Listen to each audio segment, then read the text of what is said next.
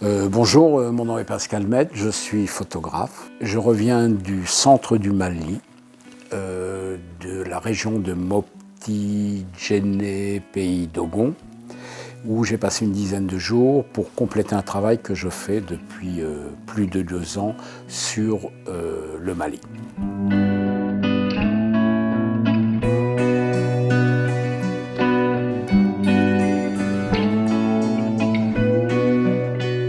Ça a toujours été une région extrêmement accueillante. D'ailleurs, beaucoup de Français, je ne dirais pas de touristes, parce que c'était essentiellement des voyageurs, sont allés dans cette région. Sur Mopti, il y avait 2 vols par semaine pendant la saison touristique ou la saison agréable de voyager.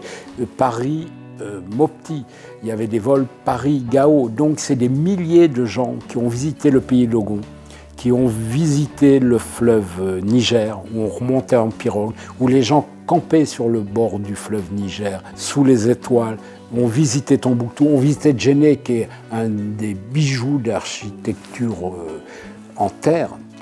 Donc tout ça, et ça a toujours été des gens extrêmement sympathiques. Le Sahel, ça a toujours été très accueillant, un islam très doux, vraiment quelque chose de très chouette. Et c'est extrêmement triste de voir aujourd'hui ce qui tombe sur cette région et de voir la difficulté, parce qu'économiquement, maintenant, ça fait 6-7 ans que le problème dure, la région est à genoux. Dans le pays d'Ogon, où je suis allé 2 fois, en mars 2019 et en novembre 2019, j'ai déjeuné à Sanga, qui était un des hauts lieux du tourisme, dans un restaurant. Évidemment, j'étais le seul dans cette période à y déjeuner, mais le propriétaire me disait que chaque jour, il avait 200 touristes qui déjeunaient.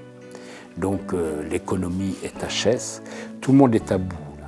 Ceux qui ont réussi ce qu'ils voulaient, ce sont les djihadistes. Ce qu'ils voulaient, c'est entretenir un chaos.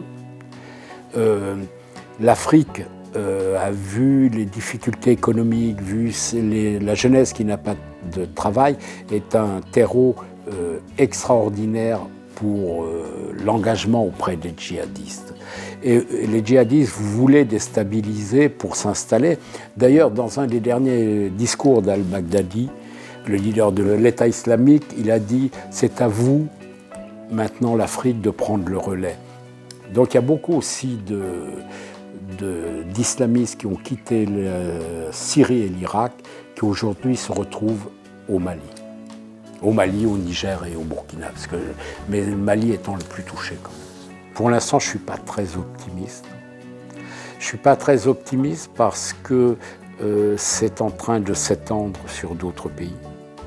Le Burkina est extrêmement touché, le Niger surtout, la partie frontalière avec le Mali aussi.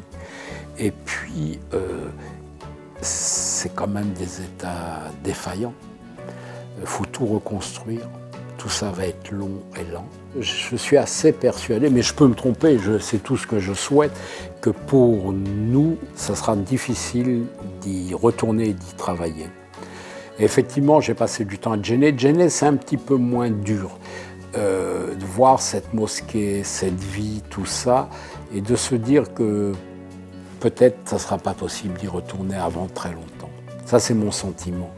C'est que cette région va se fermer pour les voyageurs, elle est déjà fermée pour les voyageurs, mais elle va sans doute se fermer pour très très longtemps.